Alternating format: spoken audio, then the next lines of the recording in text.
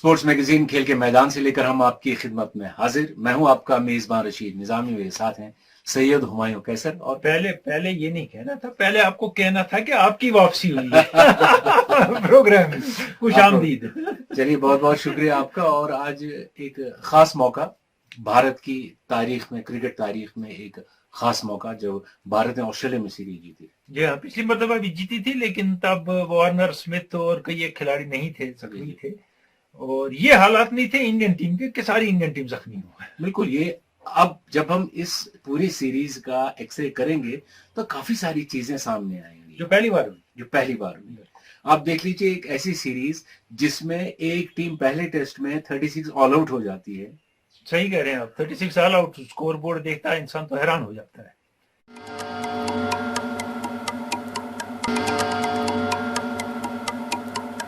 आपके जो main captain है, कैप्टन को छोड़ के एक बेस्ट बैट्समैन है, वो वापस आ जाते हैं। उसके बाद उम्मीद नहीं रहती है कि ऑस्ट्रेलिया को ऑस्ट्रेलिया की धरती पे हराएं, और मेलबर्न में आप उनको हरा देते हैं। जी हाँ। वो टेस्ट मैच जीतते हैं, उसमें रहाणे का 100 बड़ा इंपॉर्टेंट है, वो गेम चेंजर है। हम बाकी मैचेस की बात कर रहे हैं, अगर वो सेंचुरी वहां नहीं बनाते तो वो पोजीशन नहीं होती कि इंडिया वो टेस्ट जीतता। बिल्कुल सही। कैप्टनशिप तो है ही रहाणे की, लेकिन ये बात भी है। और सिराज का डेब्यू वहां बड़ा इंपॉर्टेंट रहा उस मैच में।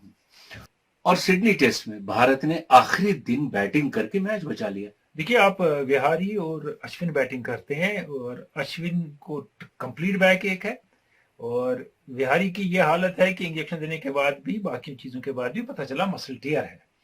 और कितने घंटों उनने बैटिंग की है। और ये मैंने, आपको याद होगा पिछले प्रोग्राम में एक में कहा था कि स्कोर कार्ड में दिखाएंगे किसी के 90, किसी के 97, किसी के 96, उनने मैच बचाया। लेकिन हकीकत में बचाया किसने? अश्विन और विहारी ने। एक ने 23 और एक ने 38 रन बनाए, लेकिन बचाया उनने।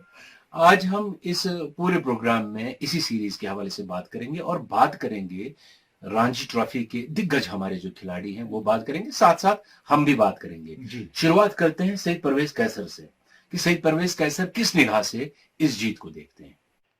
देखिए, विक्ट्री तो बड़ी अच्छी है। बड़ा दिल खुश हो गया कि हमने ऑस्ट्रेलिया को इस तरीके से हराया। और जो कहना सही है कि टीम में आधी टीम तो वो थी जिनका पहला टूर था, आधी टीम तो वो थी जिनके टेस्ट सीरीज भी पहली थी, 3-4 प्लेयर वो थे जिनका पहला टेस्ट भी था। मगर जो जो आप ये देखेंगे कि जो हमारी टेल है इंडिया की, पिछले कुछ साल में जो उनने खेलना स्टार्ट किया है, वो अपना विकेट आसानी से नहीं देते।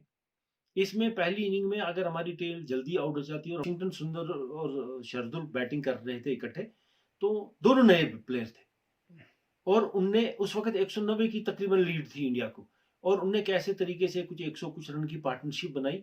और अगर इंडिया को लीड 100, 125, 150 की होती तो ये रिजल्ट नहीं निकलता, ये इंडिया के हक में रिजल्ट नहीं निकलता। ये हमारी टेल ने इतने अच्छे तरीके से बैटिंग की, जिसमें हमने पिछले इससे मैच में देखा था अश्विन ने कैसे बैटिंग की थी।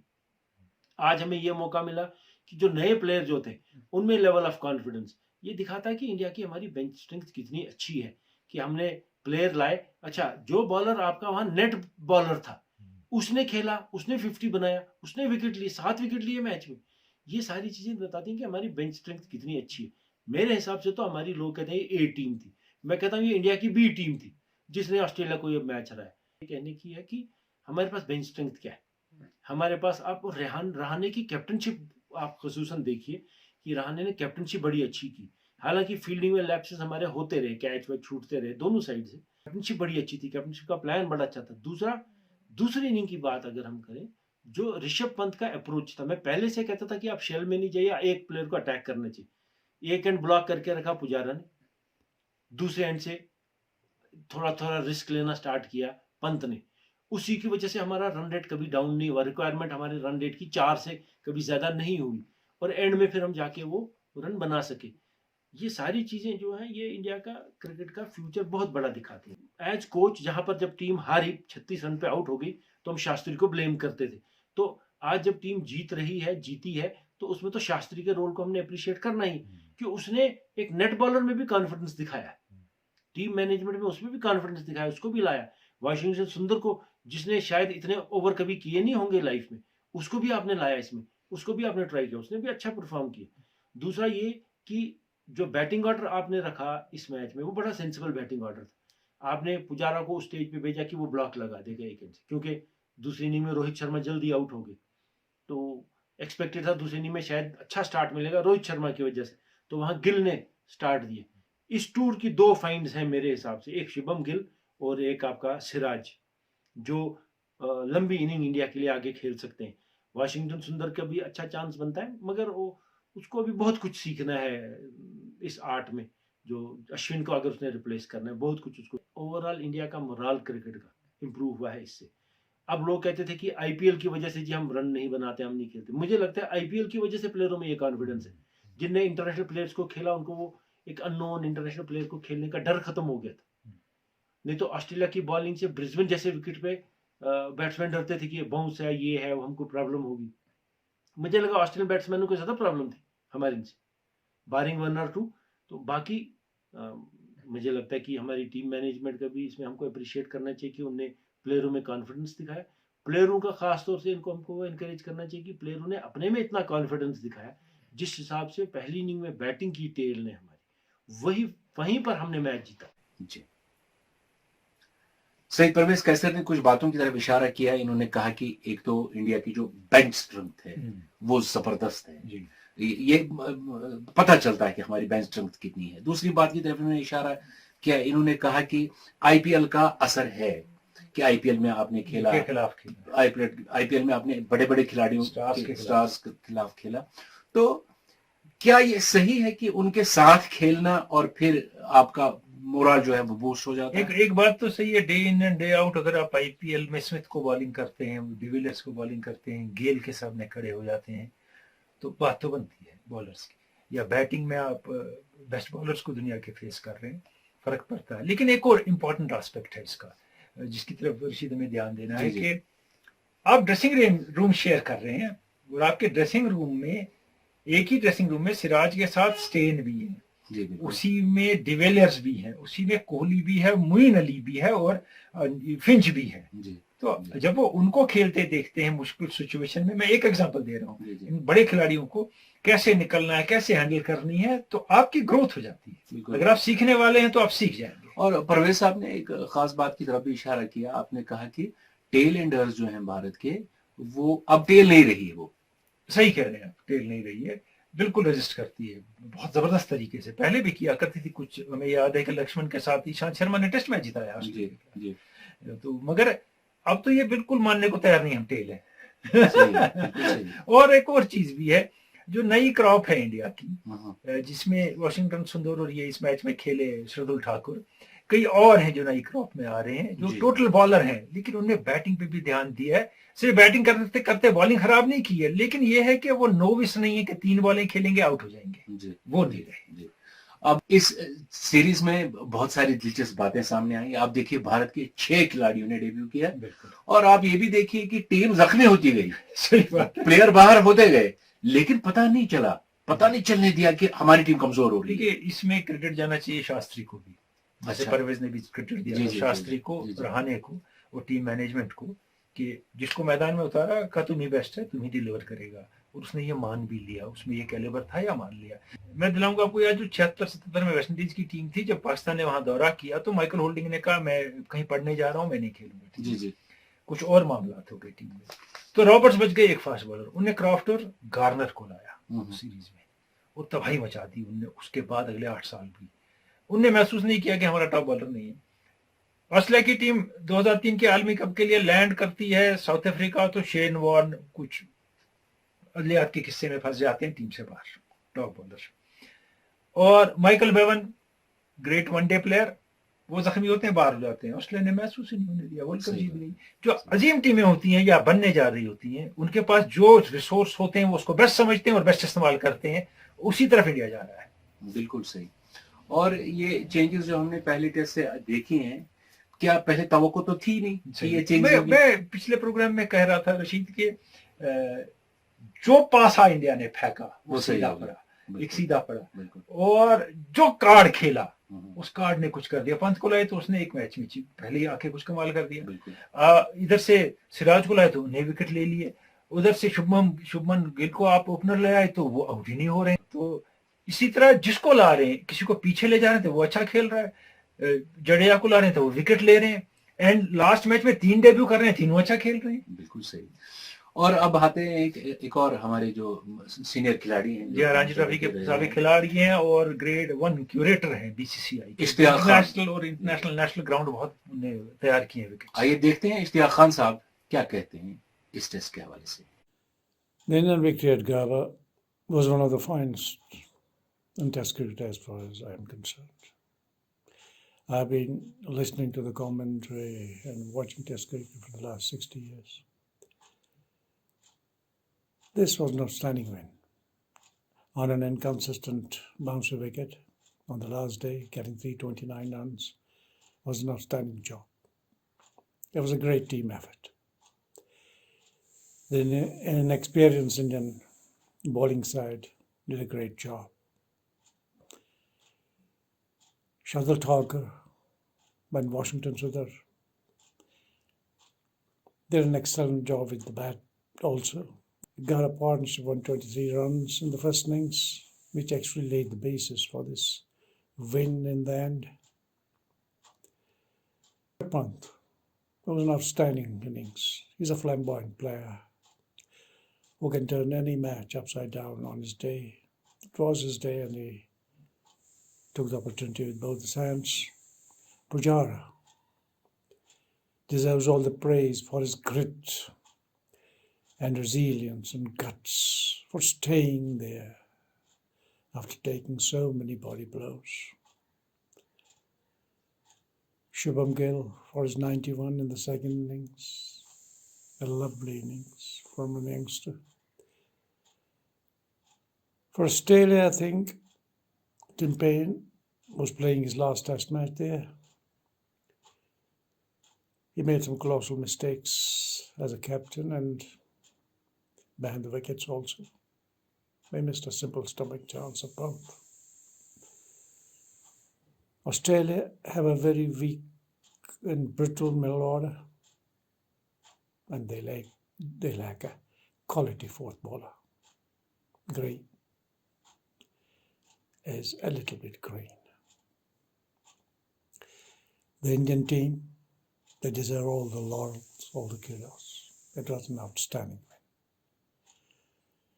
Ben Stokes did it for England last time, for a well-established English side. But look at this Indian side. So many youngsters, some making their debuts, some in their second or third test matches. This was an outstanding victory. They were ably led by Rahane. It was a great job. An outstanding victory. They deserve all the. ये थे इश्तियाक खान, एक curator और player भी रहे हैं और बड़े अच्छे बैट्समैन। आपने कुछ बातों की तरफ इशारा किया, मैं आपको बता दूं पहले, इन्होंने कहा कि ये पूरी टीम एफर्ट के साथ ये सही कहा, खेला एक टीम एफर्ट था, क्योंकि जो भी टीम मैदान में उतनी समझा हम ही हैं काम करने के लिए और हम काम करेंगे। बिल्कुल, और यंगस्टर्स की इन्होंने काफी तारीफ, बिल्कुल, और ये भी कहा कि ऑस्ट्रेलिया का जो मिडिल ऑर्डर है वो पूरी तरह से बिफर गया है। सही कहते हैं। अब देखिए ऑस्ट्रेलिया की जहां तक बात की हमने, उनकी बात भी करना जरूरी है इस सीरीज में। मैंने पिछले प्रोग्राम में भी कहा है कि मैंने पिछले 50 साल में, जब से मैं थोड़ा सा क्रिकेट जानने लगा हूं, तो इतना वीक बैटिंग ऑर्डर ऑस्ट्रेलिया का नहीं देखा है, जिसमें स्मिथ और लविशेन हो जो बैट्समैन तो हो और वार्नर कुछ करते हो, उसके बाद कोई भी ऐसा ना हो जिसकी एवरेज 22 से 23 भी हो टेस्ट क्रिकेट में। सीरीज शुरू होने से पहले जब हमने बात की, आपने और मैंने, और आपने उस वक्त कहा था कि रशीद भारत का बेस्ट चांस है कि सीरीज, और उसके बाद जब खिलाड़ी जख्मी होने लगे, मैं अपनी बात कहूंगा, खिलाड़ी जख्मी होने लगे, कोहली वापस आ गए, तो मैंने सोचा कि नहीं, अब ये मुमकिन नहीं है। लेकिन मैं अब ये आपसे सवाल करता हूं, पूछता हूं कि भारतीय खिलाड़ियों में जो जज्बा था जीतने का, जो माइंडसेट चेंज हो गया है कि हम छोटे नहीं हैं, हम डेब्यू नहीं कर रहे हैं, लेकिन हम जीतने के लिए आए हैं, ये कैसे चेंज हो गया? देखिए, ये over a period of time हुआ होगा। इंडिया ए के बड़े मैचेस हुए हैं, इंडिया ए की टीम टूर करती है, इंडिया के बाकी रिप्रेजेंटेटिव टीमें बनाते हैं, कुछ प्लेयरों में द्रविड़ का रोल है, लेकिन यहाँ कह रहे हैं हर प्लेयर में जिसने इस मैच में खेला द्रविड़ का रोल है, नहीं है।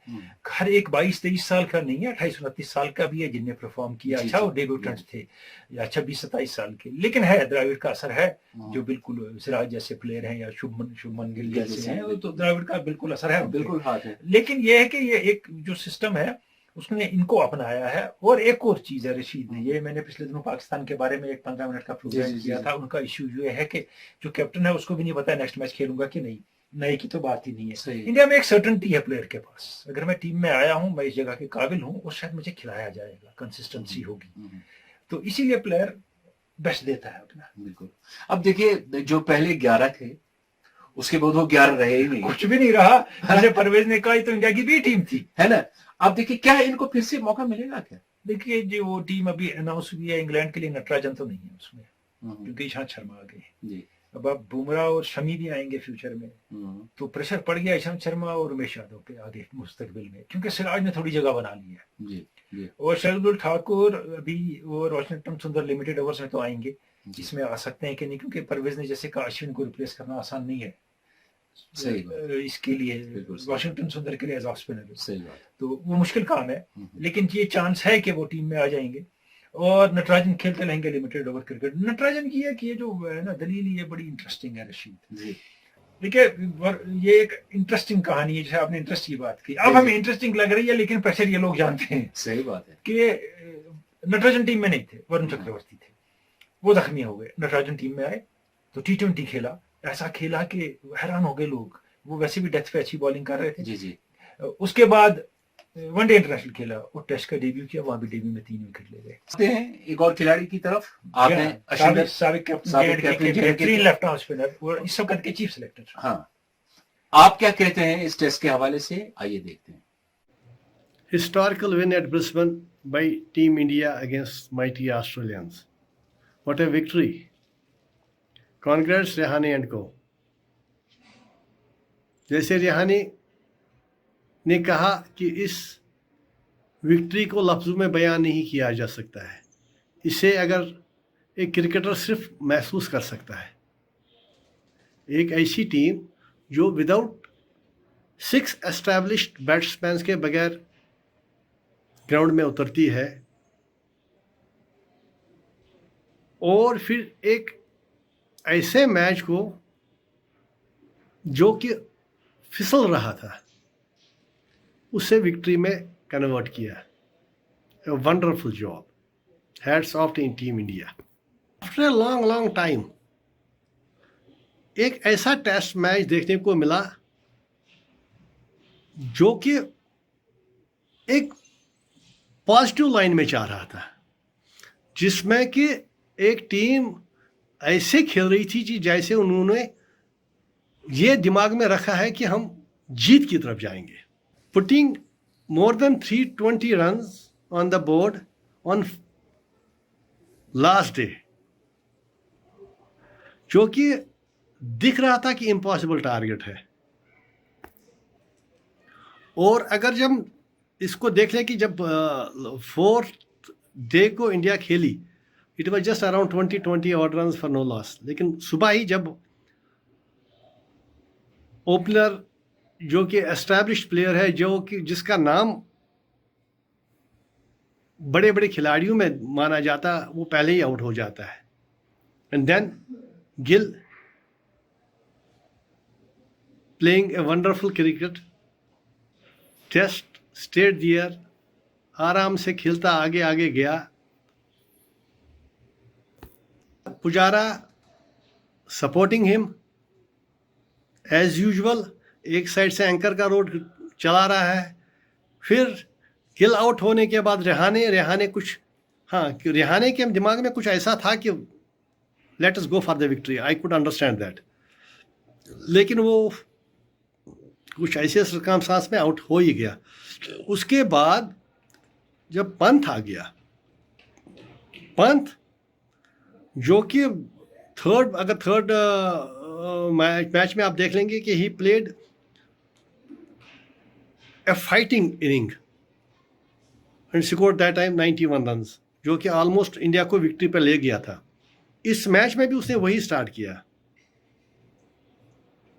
दूसरे side Pujara as usual playing there, लेकिन रेहाने जो है, रेहाने ने एक स्टैंड लिया कि भाई I will go for it and he started that. और उसी वक्त ये लग रहा था कि अगर ये दोनों वहाँ टिक गए तो इंडियन टीम कहीं आगे जाएगी ही जाएगी। अब पुजारा आउट हो गया, देन सुंदर गेम, नहीं फर्स्ट तो मेरे ख्याल में अग्रवाल आ गया। अग्रवाल ने टू स्टार्ट विद आस्ता आस्ता खेलना शुरू किया, but he was a bit shaky. तो उसके भी माइंड में ये आ गया कि let me go for it, और उसका कवर में उन्होंने कैच ले लिया और that was a very good catch, तो वो अंदर आ गया। लेकिन सुंदर जब आ गया, सुंदर ने he started with this, I think the instructions were clear from the captain that go for it, I could understand that, yes. तो उससे स्टार्ट कर दिया एंड इट क्लिक्ड,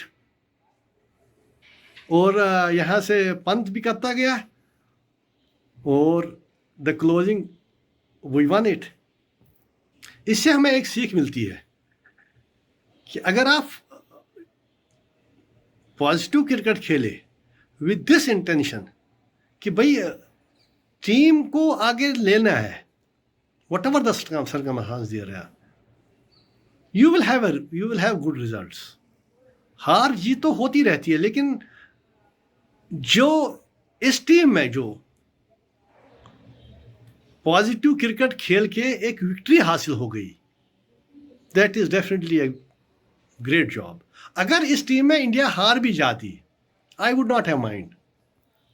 इसको एक क्रिकेट के नजरिए से हम देख लेते तो बहुत सही क्रिकेट था ये। Yes, we enjoyed it. Thank you. ये थे अशिंदर, और इन्होंने भी कुछ खास बातों की तरफ इशारा किया। इन्होंने कहा कि पॉजिटिव एटीट्यूड में, हाँ, ये कहते हैं कि वो रहाने ने मान लिया था कि हम मैच जीतेंगे, और जब रहाने बैटिंग करना है 22 बॉलों में 24 रन आखिरी दिन, ये लग रहा था रहाने वांट्स टू विन। और इन्होंने कहा कि ये जो है एक प्लान के साथ इन्होंने खेला, हाँ, और एक तरीके से खेला कि कब एक्सेलरेट करना है, कब क्या करना है, पहले विकेट बचाने हैं, वो तो पहले भी हमें आ जाता, मगर विकेट गिर गए। और इन्होंने भी वही बात की जो हमने की कि हर वक्त लगा कि ये जो टीम है ये जीतने के लिए उतरी है। बिल्कुल सही है। तो ये चीज एटीट्यूड बड़ा मैटर करता है, पॉजिटिव एटीट्यूड टीम में हो, और ये इसमें ड्रेसिंग रूम का माहौल बड़ा मैटर करता है कि ड्रेसिंग रूम के माहौल में कैप्टन, सीनियर खिलाड़ी एक आध जो हो, और कोच आपको कैसे ट्रीट कर रहा है और आपको क्या महसूस करा रहा है। ये नहीं महसूस करा रहा है कि हम मजबूर हैं, तुम्हें खिलाया है, या तुम डिजर्व करते थे, तुम इस जगह आए हो क्योंकि तुम डिलीवर कर सकते हो। ये दो बड़ी चीजें डिफरेंट हो जाती हैं परफॉर्मेंस के लिए। ऑस्ट्रेलिया की मैं बात करना चाहूंगा जी। ऑस्ट्रेलिया की टीम जो हमने देखी पहले टेस्ट में, वो थोड़ी बिखरती गई। क्या वजह रही होगी? देखिए, ऑस्ट्रेलिया की टीम का पहले हमें सिलेक्शन समझ नहीं आया शुरू में कि क्या टीम खिला रहे हैं वो, और उसके बाद मैंने बीच में कुछ प्रोग्राम्स में कहा था जिस टीम का मेन बैट्समैन वेड हो उसकी बैटिंग क्या होगी। अब आप देखिए, हाफ फिट वार्नर ने टेस्ट मैच खेला तीसरा जी, क्योंकि प्लेयर नहीं है। हैरिस को लाए, हैरिस टोटल फेल हो चुके हैं, 18 की एवरेज उन्हें लास्ट 2 सीरीज में रखी थी, लेकिन ओपनर बनाना पड़ा आपको जी।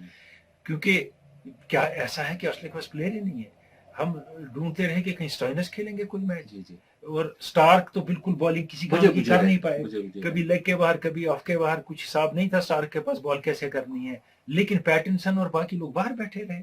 अब ये भी सही है। ये देखो ना, स्टार फिक्सेशन होती है रशीद, ये कि पास्ट परफॉर्मेंस पे जब जाते हैं आप और रेपुटेशन पे प्लेयरों को खिलाते हैं और आउट ऑफ फॉर्म प्लेयरों को, तो नतीजा यही निकलता है। बिल्कुल सही। मैं ये कहना चाहूंगा कि भारत के ये जो खिलाड़ी हैं जिन्होंने डेब्यू किया या जो खेले, अगर उनका सारा रिकॉर्ड मिलाएं तो उन्होंने कुछ खास खेला नहीं है अभी तक भी, ज्यादा नहीं। लास्ट मैच देख लें, नटराजन का debut bowler ji, Sundar debut bowler, Shardul Thakur debut bowler, no test.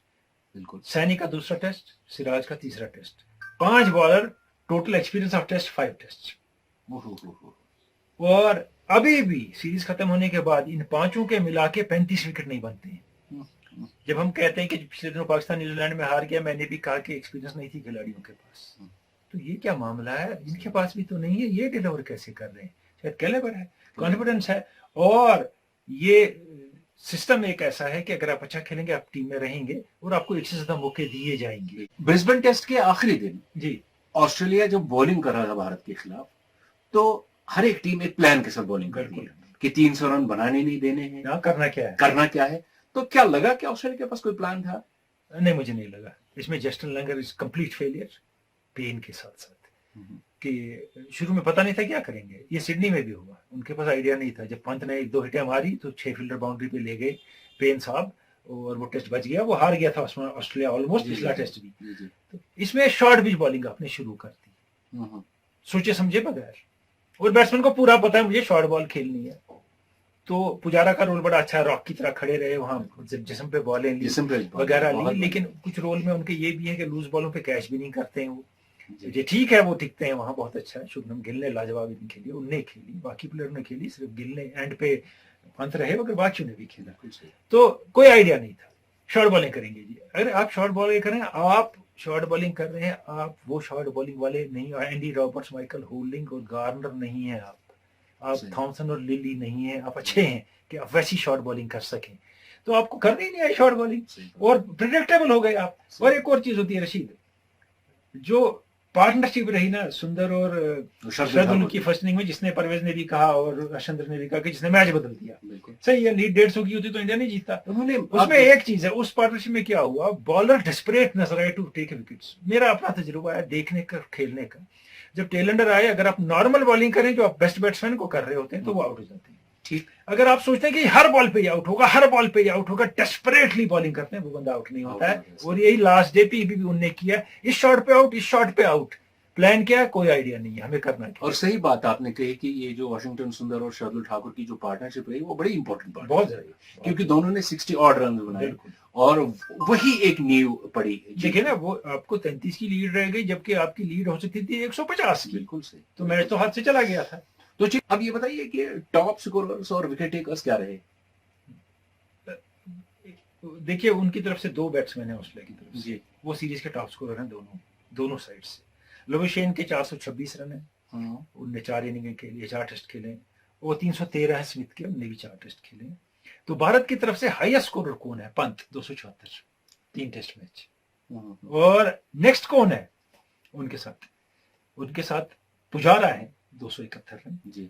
लेकिन एक और खिलाड़ी जो है जिसने 3 ही मैच खेले, डेब्यूटेंट था, शुभमन गिल, 259 रन। शुभमन गिल ने बड़ा है ना? इंप्रेस किया, बहुत अच्छा। ऑस्ट्रेलिया का हाल ये है कि इन 2 के बाद आपको ग्रीन 236 पे मिलते हैं, प्लेन 204, और उसके बाद कोई बैट्समैन किसी काम का नहीं। बिल्कुल सही। हालांकि इंडिया के 200 में काफी बैट्समैन है जिन्हें जी, सीरीज में जी, स्कोर जी। किया, लेकिन ये एक ऐसी सीरीज रही रशीद जिसमें बहुत कम सेंचुरियां बनी। एक सेंचुरी लवोशेन ने बनाई, एक रहाणे ने, एक स्मिथ ने, दैट इज ऑल। 4 टेस्ट में 3 सेंचुरियां। अब देखिए दिलचस्प कितनी सीरीज नहीं रही। तो 12-15 इंडिया में हो तो 20। फिर वो सारे मैचेस पे ड्रॉ होते हैं ना, तकरीबन या वन साइडेड होते हैं, एक साइड से रन ही बिल्कुल। बनाता है, दूसरा उन खंडों में खेल नहीं पाता। विकेट्स का अगर देखें हाल तो कॉलिंस के 21 विकेट हैं, जी, जी। हेजलवुड के 17 विकेट हैं। उसमें इंडिया के टॉप विकेट सिराज रहे, 3 मैचों में 13 विकेट लिए उन्होंने। जी। और बुमराह ने तो 3 में 11 लिए, और अश्विन ने भी 3 में 12 लिए, और जडेजा बेचारे थोड़े अनलकी रहे, विकेट लिए थे तो फिर उसके बाद खेल नहीं पाए वो। सही। नेथन लायन ने 9 विकेट लिए, 55 की एवरेज पे पर विकेट, और स्टार्क ने कोई 45 की एवरेज पे पर विकेट 11 विकेट लिए। उसमें से स्टार्क ने पहले मैच में, पहले टेस्ट में 4 विकेट लिए इनिंग में, उसके बाद सही। 7 इनिंग में उन्होंने 7 विकेट लिए। तो चलिए, हम उम्मीद करेंगे कि ये जो परफॉर्मेंस है ये कंटिन्यू रहेगी, क्योंकि अब कैप्टन भी बदल रहे हैं, प्लेयर भी बदल, दूसरे कैप्टन की बात आपने की, कैप्टन ओरिजिनल आ रहा है, बदल नहीं रहे हैं। मैं चाहता था कि बदले। देखिए, एक चीज है, ये कई बार हमने इस प्रोग्राम में डिस्कस की, सीरीज से पहले भी की, जब मैंने कहा कि इंडिया का चांस है, इंडिया सीरीज जीत जाएगा, कि रहाणे बेटर मटेरियल है कैप्टनशिप का, मगर हमें स्टार की आदत है, हम स्टार को हटा नहीं सकते, हम बोल्ड डिसीजन ले नहीं सकते। स्टार इतनी एडवर्टीजमेंट करता है, इतनी एंडोर्समेंट करता है, हम उस स्टार को कैसे कैप्टनशिप से हटाएंगे? रहाणे तो वो ऐड ही नहीं करते। हमने दुनिया में देखा है आमतौर पे कि इस खित्ते के बगैर आप कैप्टनशिप मटेरियल को कैप्टन बनाते हैं, आप उसको नहीं बनाते हैं जो आपका बेस्ट प्लेयर हो। अगर कैप्टनशिप मटेरियल नहीं है, यहाँ से बेस्ट प्लेयर बनता है। बाबर आजम इसका कैप्टन है पाकिस्तान के, गली की कैप्टनशिप नहीं की थी इससे पहले उन्होंने, लेकिन बेस्ट प्लेयर हैं, कैप्टन बन गए। चलिए, इसी बात पर लेते हैं आज के मैगजीन से इजाजत। खुदा हाफिज।